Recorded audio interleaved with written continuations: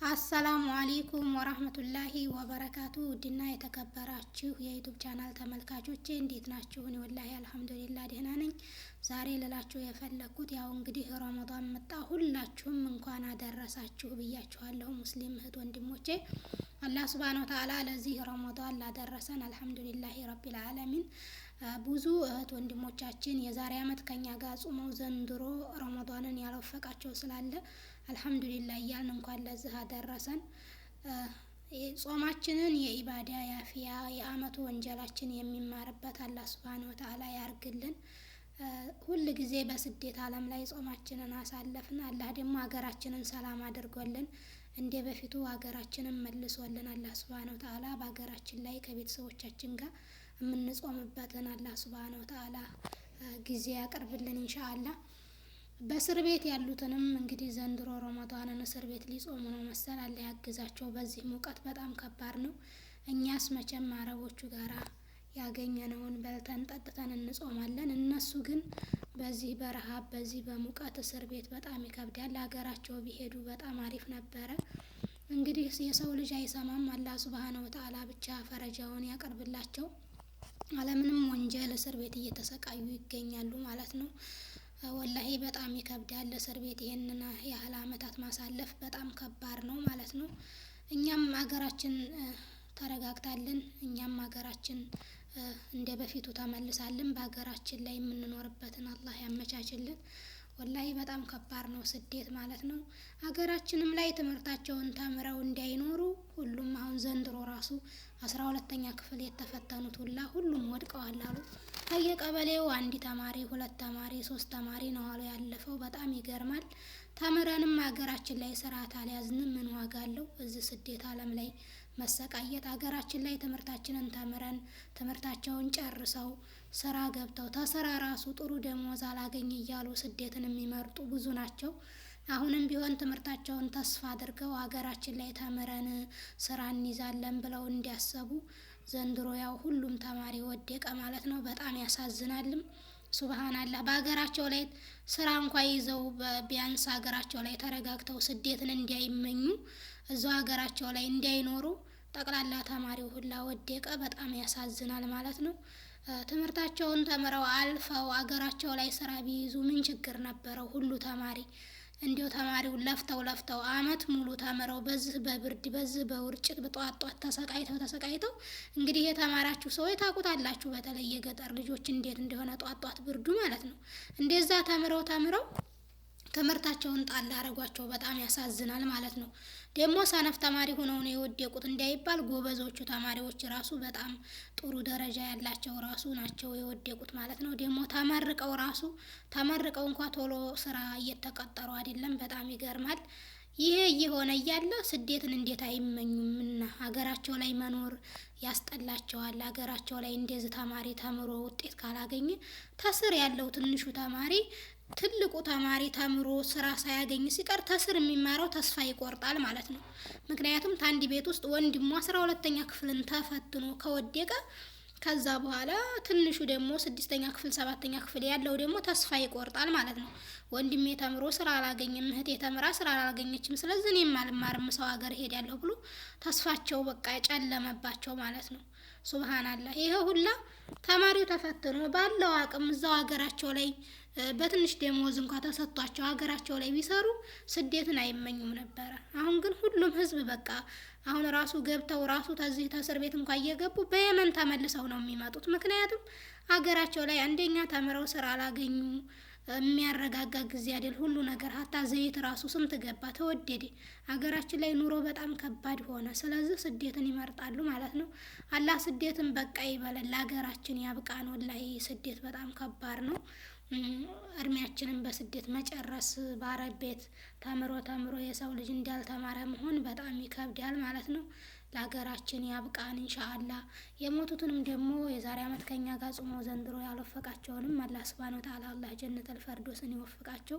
እኛንም ጾማችንን በሰላም ጾመን በሰላም የምንጨርስ አላህ ሱብሃነሁ ወተዓላ ያድርሰን ኢንሻአላህ። የሰው ልጅ የሚሞትበትን አይታወቅም ማለት ነው።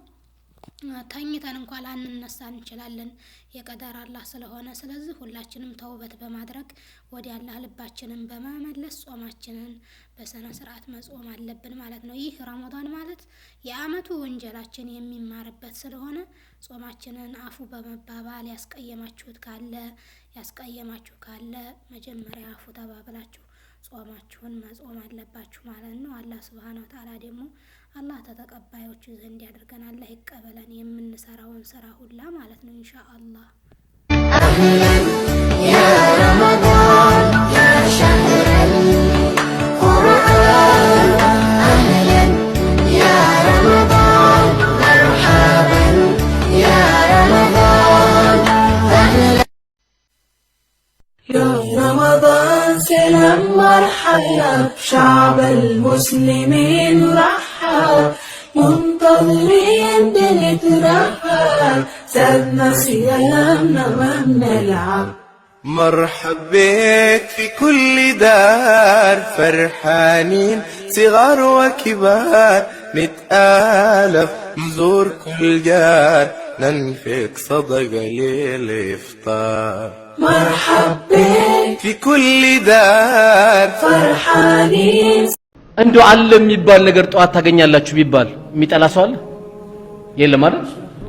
ግን ሱብሃንአላህ ሱቢ ከመስገዳችን ፈርዱን ሰላት ከመስገዳችን በፊት የምትሰገደው 2 ረካ ኸይሩ ሚነ ዱንያ ወማ ፊሃ ዱንያ ላይ ካሉት ነገሮች ሁሉ የበለጠችው እቺ 2 ረካ ናት። ፈርዱ እንዳይመስላችሁ ፈርዱ አይደለም ሱናዋ ብቻ 2 ረካ ቀብልያዋን የሰገደ ሰው ኸይሩ ሚነ ዱንያ ወማ ፊሃ።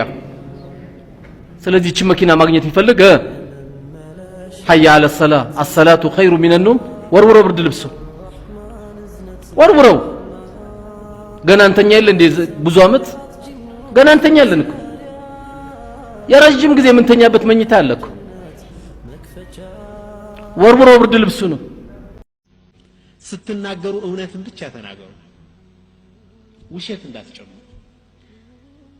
ስትናገሩ እውነትን ተናገሩ። ወአውፉ ኢዛ ዓሃድቱም ቃል በምትገቡ ጊዜ ቃላችሁን ሙሉ።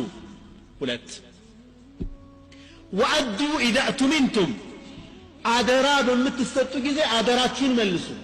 አትካዱ። የሰው ንብረት አደራ ተሰጣችሁ፣ አደራችሁን አድርሱ። ወሕፈዙ ፍሩጀኩም ብልቶቻችሁን ጠብቁ፣ ዚና እንዳትፈጽሙ። ወገዱ አብሳረኩም አይናችሁን ሐራም ከማየት ከልሉ፣ ሐራም ከማየት አይናችሁን ከልሉ። ፎቶግራፍ ሊሆን ይችላል፣ ፊልሞች ሊሆኑ ይችላሉ፣ ሐራም ያለባቸው ፊልሞች። ሴቶች በመንገድ ላይ ራቁታቸውን የሆኑ ሴቶች ሊሆኑ ይችላሉ። ሁሉንም አይነት አይናችሁን ከልሉ። ወንዶችም ከሴቶች እይታ፣ ሴቶችም ከወንዶች እይታ አይናችሁን ከልሉ። በሆድ መተኛት ጤናማ ይላሉ። አላሁ አለም እንዴት ነው ደስ ይለኛል ይላል አንድ ሰው። በእስልምናችን ግን የተከለከለ ነው። እውነቴ ነው። በእስልምናችን በእስልምና በሆድ መተኛት ነቢያችን ከልክለዋል። በል የቁል ዑለማ هي ضجعة الشيطان የሸይጣን የሚተኛበት አገባብ ነው እሱ። ስለዚህ በሆድ አትተኙ ወንድሞች። ናም አንዱ ባል 4 ሚስቶች አሉት ይባላልና ሙስሊም በጣም ተቆጥቶ ውጭ መጥቶ ቤት ገብቶ ሚስቱ ስታናድደው ፈትሸሻለሁ አላት ሲል ሌላዋ እንደምን ነካህ አንተ አላህን አትፈራም ዝም ብለህ ከሜዳ ተነስተህ አለች። ሁለተኛዋ አንቺም ከሱ አትሻይም፣ ሶስተኛዋም እንዴ ምናምን ሶስተኛዋንም አራተኛዋንም አራቱንም ባንዴ ጎረቤት ያለችው ሴት ደንግጣ ኧረ ምን አይነት ጉድ ነህ ደግሞ አንተ በአንድ ቀን በአንድ ሰዓት 4 ሚስት ትበላለሽ? ኢን አጃዘ ዘውጅኪ ያው ረዲ ዘውጅኪ ወአንተ ጣሊቅ አለ ባልሽ ከተቀበላችሁ ተፈተሻል። ባልየው ደግሞ ያው ተባስለው ነበር ረዲ ታለ